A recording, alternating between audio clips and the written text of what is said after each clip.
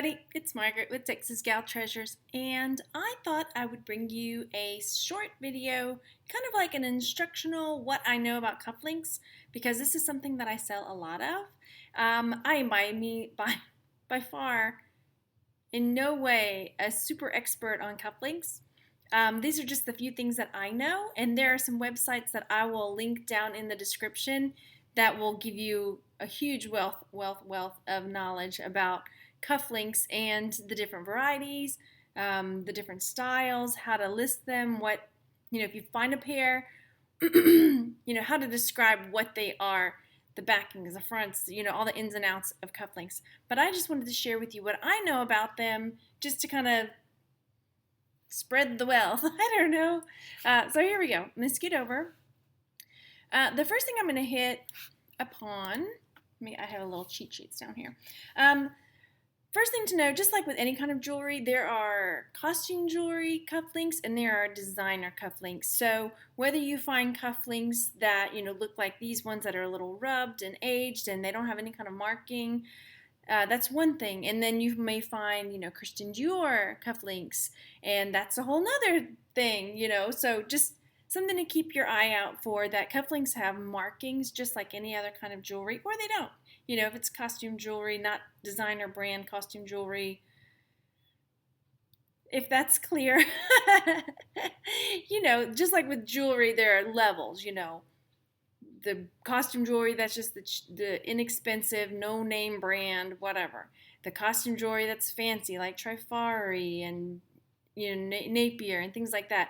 And then the designer brands, Dior, Brooks Brothers, Tiffany, if you get up there. So that's the first thing to know. There's a whole gamut of types or brands. Next, there's vintage ones and there's also modern ones. They're still being made today. So just kind of keep your eye out on what brands are still relevant. So if you find some, you'll know whether or not to check out, could they be costume? Or vintage, or could they be modern? Yeah. So here we go. I wanted to talk a little bit about the brands, and this is not one of the brands I was going to talk about.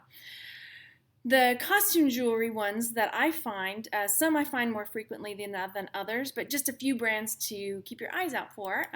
This one is called Keisler Craft, and then another brand, if I can pronounce it correctly, is Kremens. These ones are not ones that I find very frequently. That's not a brand I was going to talk to you about. I'll get back to that one. Shields is another brand that's pretty common that I find. Shields. And then Swank is one that I find the most frequently as far as costume jewelry, cufflinks go. I find a lot of the Swank brand. Swank. And let's see. These are Swank. And these are no-name brand. But I'll get back to those. No-name brand. So you may find some that just don't have a souvenir ones, and then these are some Dior ones. So that was my next thing, just to kind of keep an eye out for brands. And again, like I said, I'm going to link some other websites that have like a whole list of brands and things to look out for down in the bottom. So the next thing I wanted to talk about were the different styles. This one is a cufflink set. So it's got the buttons and it's got the links, the cufflinks. This one are souvenir type, and if you see the back, the toggles on the back are like the whale back ones. They're like flat, kind of like a whale tail, but not that kind of whale tail. And these ones have the bullet back or toggle on the backing, so they look like kind of bullet shaped.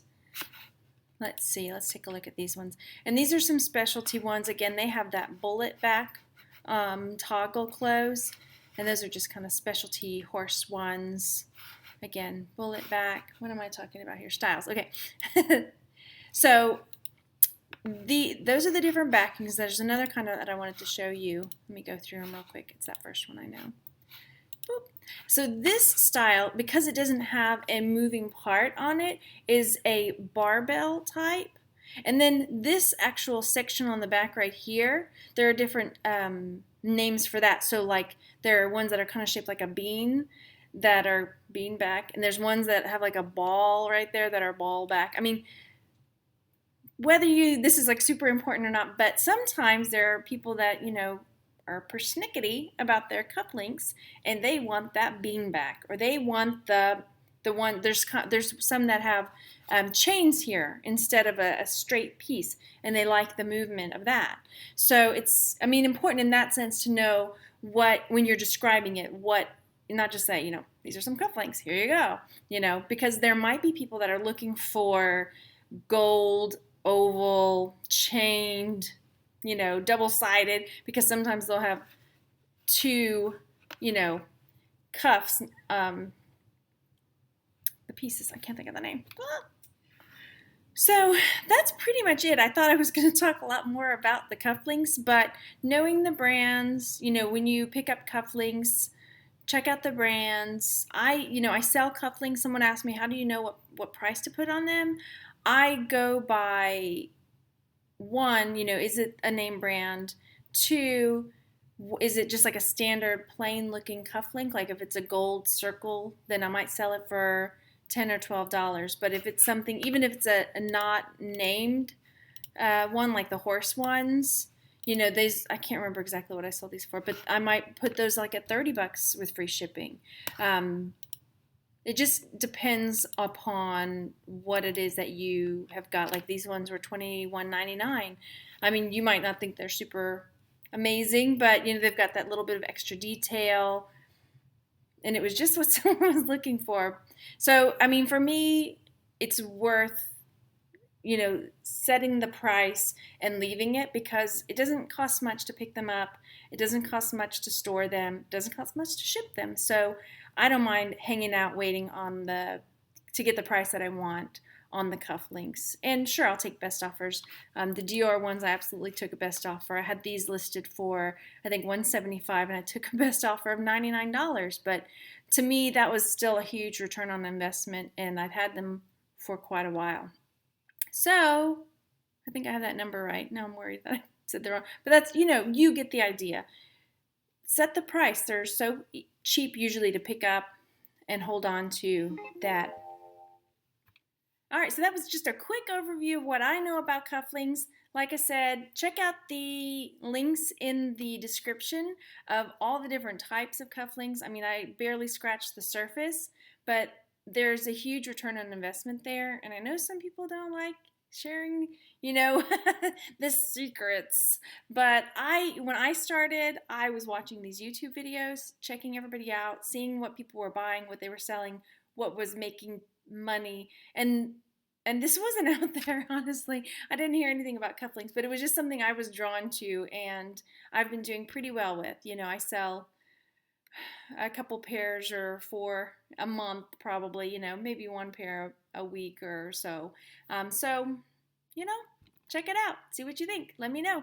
And I hope this was informative. And like I said, I am by far not any kind of expert, but it's just good information to have out there, just to learn something new about a different avenue that, if you're at the thrift store and you see a pair of cufflinks for $1, pick them up.